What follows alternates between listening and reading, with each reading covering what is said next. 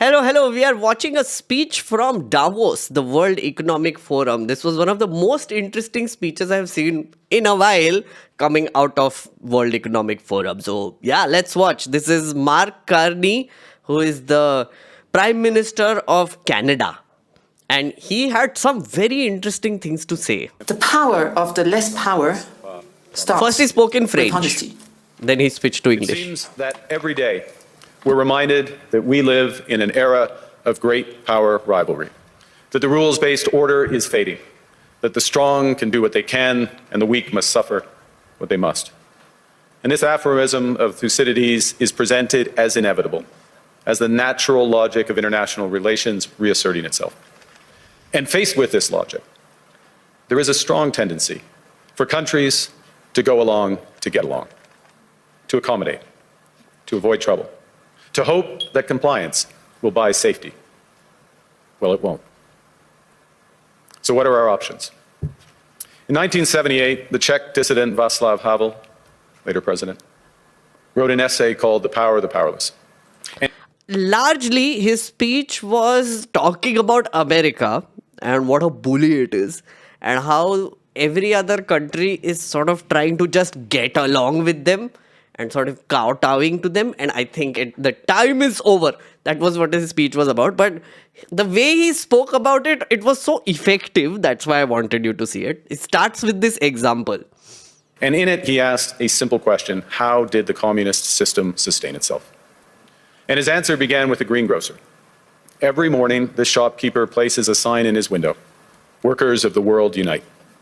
He doesn't believe it. No one does. But he places a sign anyway to avoid trouble, to signal compliance, to get along. And because every shopkeeper on every street does the same, the system persists. Not through violence alone, but through the participation of ordinary people in rituals they privately know to be false. Havel called this living within a lie.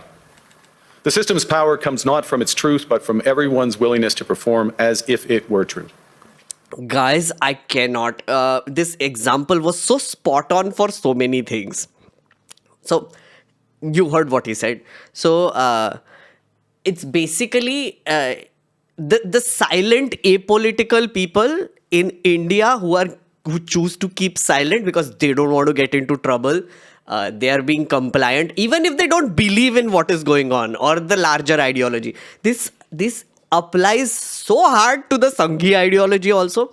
See, I know like a lot of analysis and has been done on it, but largely the estimation is that out of all the people who vote for Modi ji, which would be like 40% of the population, let's say they all vote for Modi ji, which is not true, but still, let's assume there would be like out of that, there would be like a 10% of people who will be like rabid Sanghis, and even lesser who would be the people who would be rabid to an extent where they are mufat also, where they're talking about it or spreading the ideology, becoming influencers, doing the videos, going to the malls and beating up people, all the things.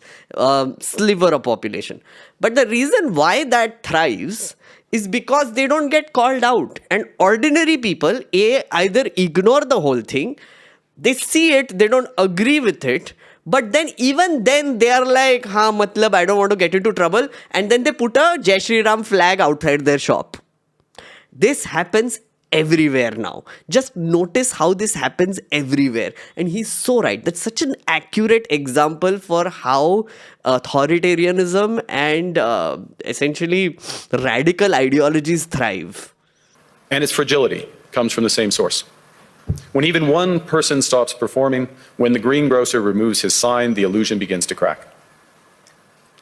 Friends, it is time for companies and countries to take their signs down. When even one person removes their sign, it ends. The illusion breaks. The radical ideology is always based on this assumption that the narrative will win.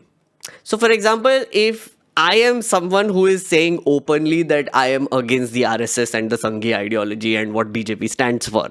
I am someone who will go and say that, okay, I believe in a pluralistic society. I don't think people should be beaten up for their personal religion, etc. But I am saying it, right? Other people might be feeling the same thing, but they choose not to say it. They choose to instead do the opposite, where they're like, Acha, no, if I say something else which doesn't align with what I was saying, then probably I'll be compliant, right? But all it takes is one person or a few people who keep breaking this illusion and keep reminding people that this is not real. And that is what needs to stop at a world scale right now, at a global scale. For decades.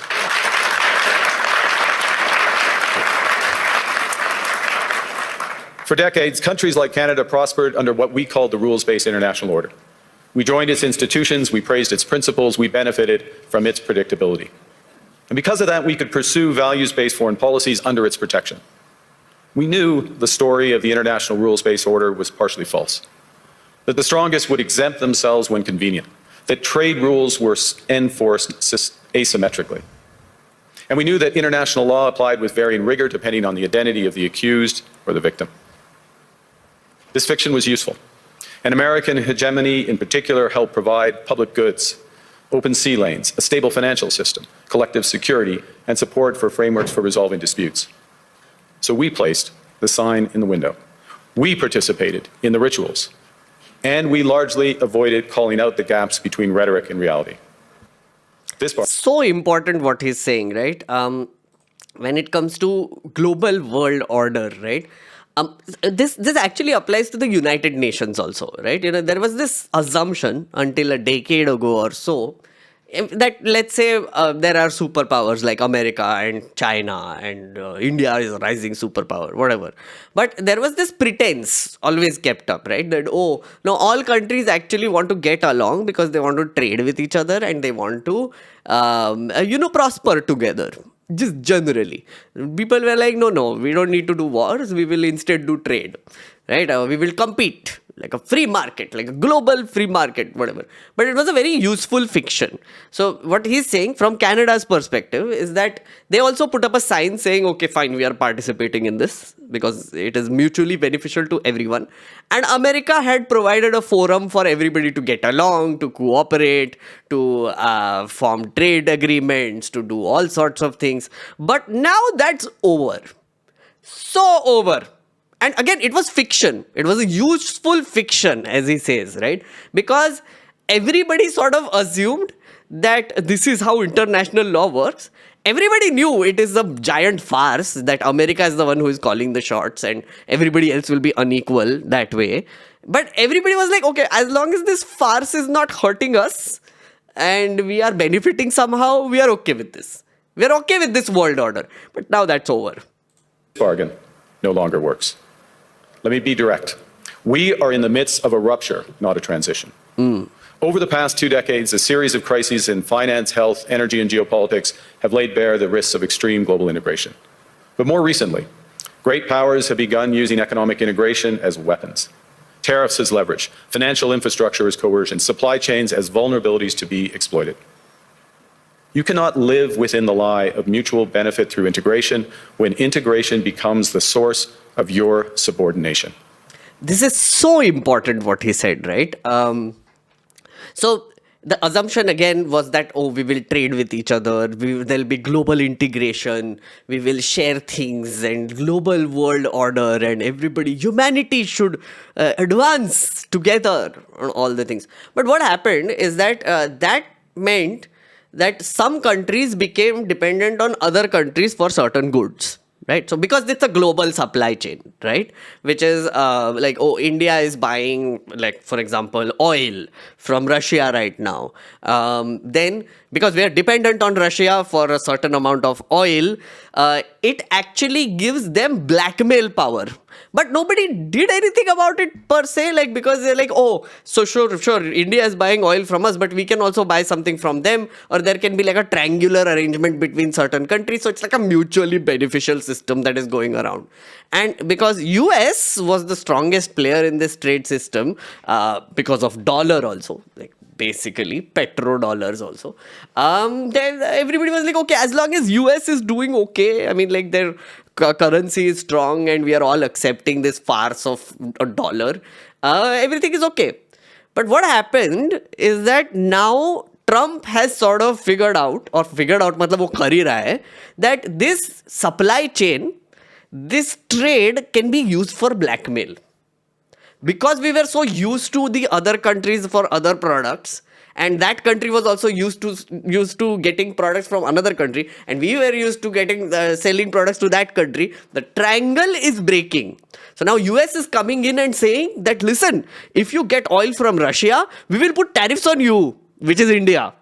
So this triangular shit is getting even more complicated, and now Trump is going to punish people for things that were normal earlier. It has completely twisted. So that's what he was saying, that it is now used as coercion. Global integration is now used as coercion. Insane. The multilateral institutions on which the middle powers have relied, the WTO, the UN, the COP, the very architecture of collective problem solving are under threat. And as a result, many countries are drawing the same conclusions, that they must develop greater strategic autonomy in energy, food, critical minerals, in finance and supply chains. And this impulse is understandable. A country that can't feed itself, fuel itself, or defend itself has few options. When the rules no longer protect you, you must protect yourself. But let's be clear-eyed about where this leads. A world of fortresses will be poorer, more fragile, and less sustainable. And there's another truth. Another important thing he said, which is, so because the current global order has collapsed, now it is forcing countries to become self-sustainable and very quickly, right? So for example, India may, like, what is it that can make us more self-sustainable, right? Energy, first we need a lot of energy, and we need a lot of energy because we are a developing country, right? Fuel, which oil we are getting from other countries, so wo kaise karenge? So now we need to move to electric, or we find like alternative fuel sources or something of that sort. Other countries might be dependent on, let's say, rice that is being exported from India. Now they have to think, oh shit, now we have to figure out how to grow our own rice. We have to figure out how to grow our own farm produce, right? Then America might be supplying something to someone else, and they're like, oh shit, America is being crazy, so now we need to figure out how to produce something ourselves. That is leading to, as he said, countries becoming fortresses. So essentially, now that every country is sort of building forts, right? It is leading to a more isolated world. Everybody has to be self-sustainable, because if you cannot defend yourself, feed yourself, fuel yourself, then you're a goner, because no other country is now going to come and help you. And it's very obvious. If great powers abandon even the pretense of rules and values for the unhindered pursuit of their power and interests, the gains from transactionalism will become harder to replicate. Hegemons cannot continually monetize their relationships. Allies will diversify to hedge against uncertainty. They'll buy insurance, increase options, in order to rebuild sovereignty. Sovereignty that was once grounded in rules but will increasingly be anchored in the ability to withstand pressure. This room knows this is classic risk management. Risk management comes at a price. But that cost of strategic autonomy, of sovereignty, can also be shared. Collective investments in resilience are cheaper than everyone building their own fortresses. Shared standards reduce fragmentations. Complementarities are positive sum. And the question for middle powers like Canada is not whether to adapt to the new reality. We must. The question is whether we adapt by simply building higher walls, or whether we can do something more ambitious. See, that's the thing. Like, I mean, everybody who isolates themselves and becomes a fort by themselves, then it becomes like a very expensive endeavor, right? Earlier, it was trade. So it was much cheaper to just take something from somewhere else and then sustain yourself collectively. Now then, if you're building fortresses, it's just getting more and more expensive. So should we just let the world go down this path where everybody becomes isolationist and just thinks about themselves? Or do we become Vishwaguru? Shit. Modi ji is right. We should become Vishwaguru. Vishwaguru banna chahiye. And that's what he's also saying, actually. Canada needs to take a different path. Now, Canada was amongst the first to hear the wake-up call, leading us to fundamentally shift our strategic posture. Canadians know that our old comfortable assumptions that our geography and alliance memberships automatically conferred prosperity and security, that assumption is no longer valid. And our new approach rests on what Alexander Stubb, the President of Finland, has termed value-based realism. Or to put another way, we aim to be both principled and pragmatic. Principled in our commitment to fundamental values, sovereignty, territorial integrity, the prohibition of the use of force except when consistent with the UN Charter, and respect for human rights. And pragmatic in recognizing that progress is often incremental, that interests diverge, that not every partner will share all of our values. So we're engaging broadly, strategically, with open eyes. We actively take on the world as it is, not wait around for a world we wish to be. We are calibrating our relationships so their depth reflects our values.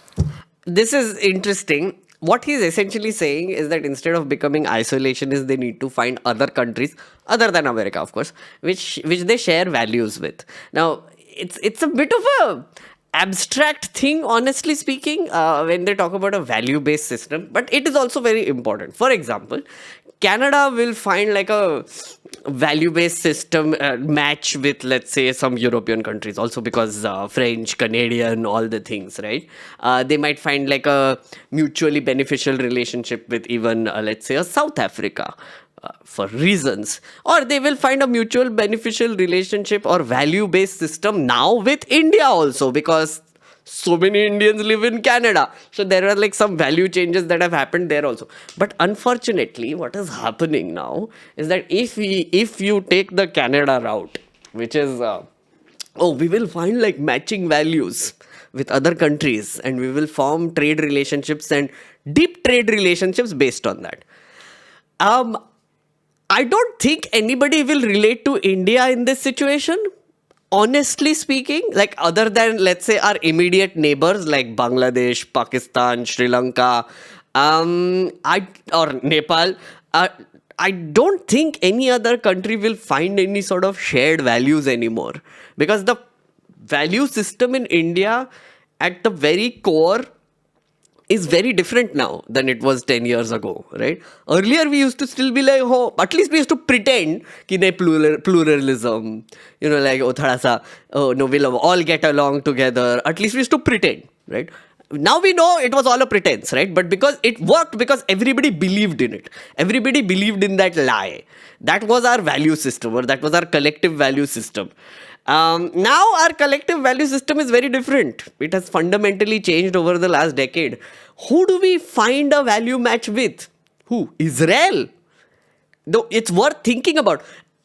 Is it because Israel is the only one who came to support us? You remember, right? When Pahalgam happened, when Operation Sindoor was happening, Israel is the only one that came to sort of openly support us. Nobody else right now thinks that their value system matches with India. And that is a very scary thought. Based on what he's saying, he can go around and find other mutually beneficial relationships. But if isolationist world is what we are looking at, we are wrecked, guys. अब तो Modi ji China के पास भी चले गए. So I don't know, maybe our value systems will change and then we'll adapt to like a Chinese model. I don't know. And we're prioritizing. So, Sudhanshu is saying Afghanistan. Yes, correct. Like Taliban को ही बुला रहे अभी तो. Broad engagement to maximize our influence, given the fluidity of the world at the moment, the risks that this poses, and the stakes for what comes next. And we are no longer just relying on the strength of our values, but also the value of our strength. We are building that strength at home.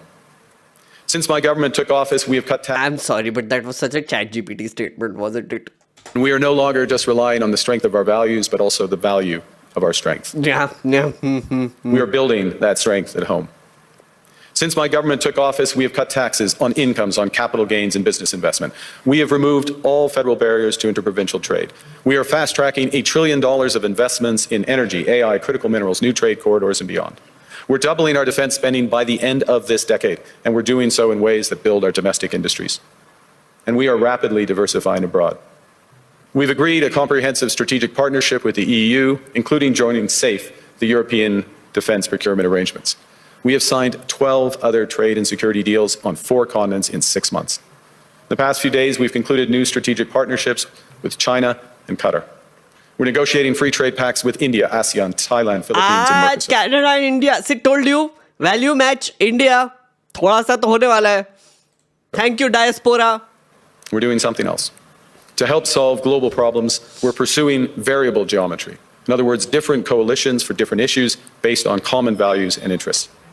So on Ukraine, we're a core member of the Coalition of the Willing and one of the largest per capita contributors to its defense and security. On Arctic sovereignty, we stand firmly with Greenland and Denmark and fully support their unique right to determine Greenland's future. You remember Trump is going after Greenland. In case you were living under a rock, Trump wants Greenland. He wants to either buy it or conquer it or do something about it. Now, I think he went to the World Economic Forum with the pitch of, oh, I want Greenland. And the European nations, including Canada, has said no. Nahi milega, boss, tere ko.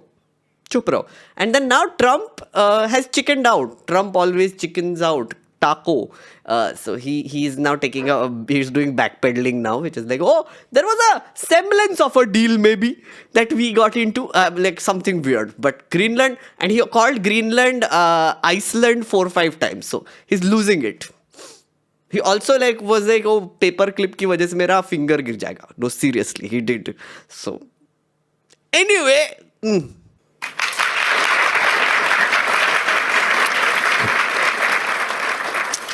Our commitment to NATO's Article 5 is unwavering. So we're working with our NATO allies, including the Nordic-Baltic 8, to further secure the alliance's northern and western flanks, including through Canada's unprecedented investments in over-the-horizon radar, in submarines, in aircraft, and boots on the ground. Boots on the ice. Boots on the ice. Canada strongly opposes tariffs over Greenland and calls for focused talks to achieve our shared objectives of security and prosperity in the Arctic. On plurilateral trade, we're championing efforts to build a bridge between the Trans-Pacific Partnership and the European Union, which would create a new trading bloc of 1.5 billion people. On critical minerals, we're forming buyers' clubs anchored in the G7 so that the world can diversify away from concentrated supply.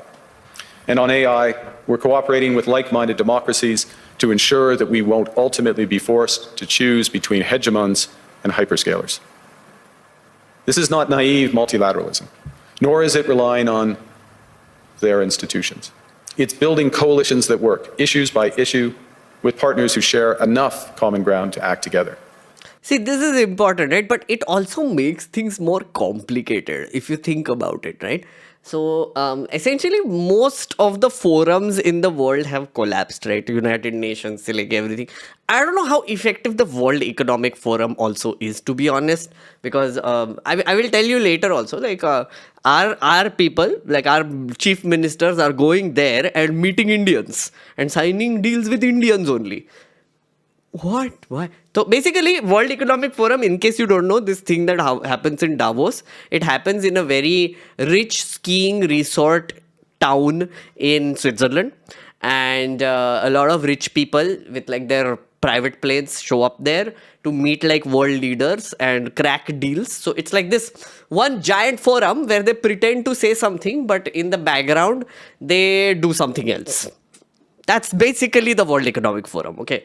Like a bunch of economists will show up and they will be like, oh my God, India needs to care about pollution more. But then piche, there will be an oil executive who will be cracking a deal with India. So it doesn't matter, honestly. So that's what World Economic Forum is. It's a big farce at the end of the day. But this is the illusion that everybody chooses to believe. So therefore they go there thinking that, oh, if I'm seen here, maybe I'll get into like more deals or whatever. So all prime ministers go, sub ministers भी जाते हैं उधर और economist भी जाके बड़े-बड़े बातें करते हैं.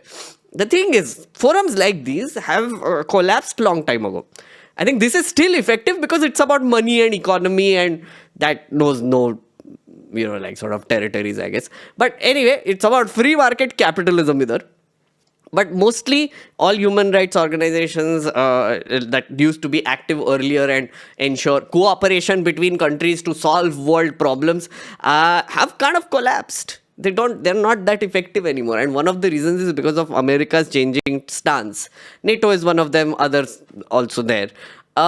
what will happen is that because there is no like collective forum or even an attempt to have a forum or an attempt to have like common ground, find common ground between multiple countries, now there will be factionalism. So there will be a BRICS faction, there will be a G7, a G20, there will be other SCO which China is forming. There is this, there is that, there is. So now everybody will have like special rules with each other.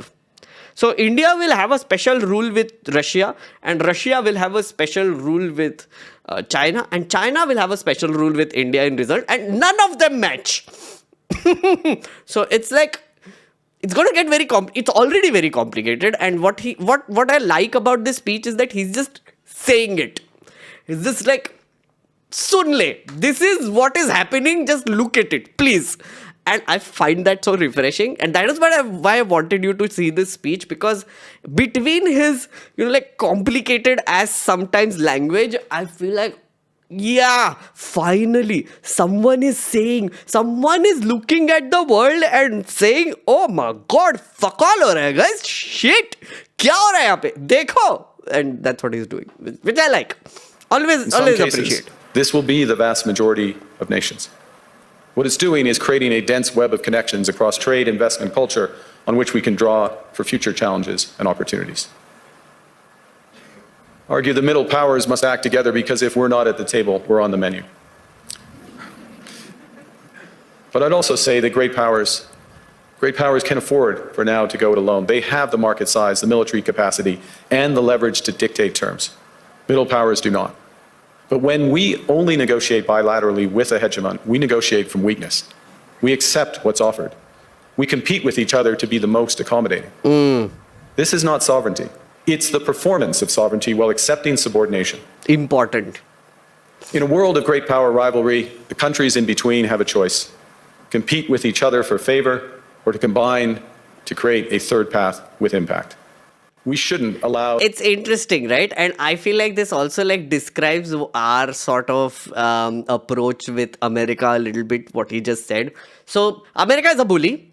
It always has been. But at least it used to pretend like it wants to get along. Right? Beach mein, like they will do coups, they will invade Iran, they will do all sorts of give freedom to the world or whatever and set up their own dictators everywhere. That they used to do. CIA was like a backdoor thing that was happening. But on the front of it, on the face of it, they were still like, no, we want to get along. Everybody's welcome here. We are a multicultural country. We will share everything with you and we will all get along and it will be world peace all across. That's what America's whole spiel was earlier. Now they're like, screw you. We are the bully. We are powerful. Just do what we tell you to do. Now, what Carney is saying is that other middle countries, right? Middle countries, they are currying for favor. So essentially, America will tell you what to do. And now one country versus the other country is trying to look good for America and also look better than the other country. Right? So it's like a bully is going to bully, like, is going to grant their favor over three countries. And the three countries are competing with each other about who gets the best deal. Now, that is what Trump's idea is, which is like, if you saw, like recently there was this news that came out that one of the reasons why Trump did not do a favorable deal with India is because he was expecting a call from the Prime Minister in 3 weeks. Indian Prime Minister in 3 weeks, and our Prime Minister didn't call. And then we called like 2 weeks late or something. And then he's like, time chala gaya. Someone else came and took your deal. So essentially, he's just making everyone stand in a queue. And he's saying, listen, if you don't come first and give me a favorable deal, I'll do deal with the rival country, which is Pakistan or China or whatever else. Someone you hate. And that is what is scary. So what he is saying is that, do we really need to do this now? Do all countries need to do this now? Like the middle countries and the lower countries where they're competing with each other because America is behaving a certain way? Or is there a third path that we can find? So Canada. Canada has what the world wants. We are an energy superpower. We hold vast reserves of critical minerals. We have the most educated population in the world. Our pension funds are amongst the world's largest and most sophisticated investors. In other words, we have capital, talent. We also have a government with immense fiscal capacity to act decisively. And we have the values to which many others aspire. Canada is a pluralistic society that works. Our public This leader is bragging about Canada being a pluralistic society that works. Rare in today's day. Huh? Someone is actually saying that, oh, actually, we are pluralistic and we are proud of it. We like it. It works for us. Amazing. square is loud, diverse, and free. Canadians remain committed to sustainability. We are a stable and reliable partner in a world that is anything but. A partner that builds and values relationships for the long term. And we have something else. We have a recognition of what's happening and a determination to act accordingly. We understand that this rupture calls for more than adaptation. It calls for honesty about the world as it is. We are taking the sign out of the window. We know the old order is not coming back. We shouldn't mourn it. Nice. Nostalgia is not a strategy. Nice. But we believe that from the fracture, we can build something bigger, better, stronger, more just. Basically, he's like, stop pretending. It's over. World order is gone. New world order is here. Please pay attention. Stop pretending. Take the sign off. And now let us move forward with something better. Something better should come out of this. I for one highly doubt it. I'm sorry. I have become extremely cynical about these things now, especially after seeing the Israel-Palestine conflict for this long, and the Ukraine-Russia conflict, and the other conflicts that are going on in the world. I have become very cynical. I don't think it, like, this guy might seem like mature today, but tomorrow you never know what he does or who he supports or what sort of things he does or what weapons he supplies to who, or who in his country will supply what weapons to which country. So it's like, it's complicated, and I am a little cynical now, but let's hope something good comes out of it. I mean, that's always the hope. This is the task of the middle powers. The countries that have the most to lose from a world of fortresses and the most to gain from genuine cooperation. The powerful have their power. Why does he keep calling himself the middle power though? I thought like Canada was one of the developed countries. So not a top power for sure, but like he calls himself a middle power country. That's an interesting terminology to use. We have something too. The capacity Are we middle power also? Is India middle power or overpowered? Are we OP? to stop pretending, to name reality, to build our strength at home, and to act together. That is Canada's path. We choose it openly and confidently, and it is a path wide open to any country willing to take it with us. Thank you very much. Nice. I mean, see, as far as speeches go, decent speech by Carney. The reason, again, as I said, why I wanted you to see this is because at least finally someone is calling a spade, as they say, or as they see it. They're like, "Ki khatam ho gaya, guys. Just let's not mourn. Let's not feel sad about the thing that is already gone and how Trump is behaving and how America is behaving. This is basically what is going to happen now. In the new world order, this is what it is. Everybody is going to be isolationist. Everybody is going to build their fortresses. Everybody has to care about their own economy and crack deals with each other, even if some deals don't work in somebody else's favor. So everyone, everybody for themselves. But is there a way where we can exclude America and maybe form like coalition? वो तो हो ही रहा है already. अब China भी कोशिश कर रहा है. चाइना के साथ हमारा तो अभी अच्छा चल रहा है temporarily. By the way, China, we are doing well. Anyway, that was the speech. I thought we should all see it. By the way, tomorrow, which is Friday on the 23rd of January, I am going to do an extensive coverage of Davos. My research team is already working on it. We are going to see more of these speeches. This was a special one, so I wanted to do a separate video on it. But tomorrow we are going to watch more speeches. We are going to talk a lot more about the global world order, or what is going on, or World Economic Forum, or how Devendra Fadnavis is now signing MOUs with like a guy who lives 5 minutes down his house.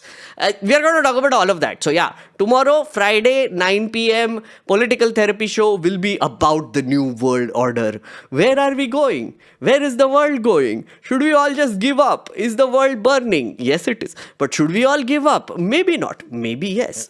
You will see tomorrow. Okay, bye. See you.